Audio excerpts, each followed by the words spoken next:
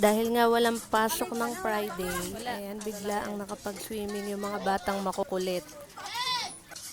Total naman, mainit na ang panahon, kaya pagbigyan na natin, minsan lang naman yan na timing pang walang pasok. Ayan, siya sila, kikukulit naman ng mga batang ere. Hindi nga eh. Nakakapagod nga lang magbomba.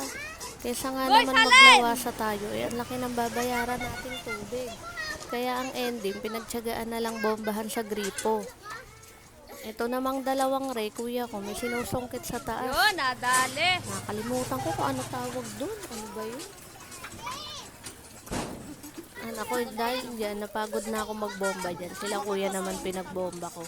Ay, hinog na, no? Kilikili ko kabobomba sa gripo.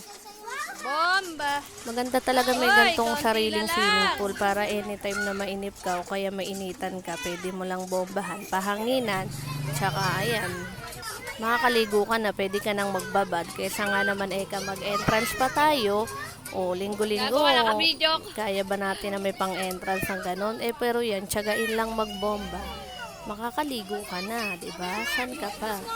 Kaya mas mainam yung may ganito Oy, ligo! para sulit ba yung babayaran mo, kasi hindi lang sa isang beses gagamitin. Hanggat buo, hanggat hindi butas, ay magagamit po natin siya. Kaya kukulit lang na rin mga ere, palipat-lipat.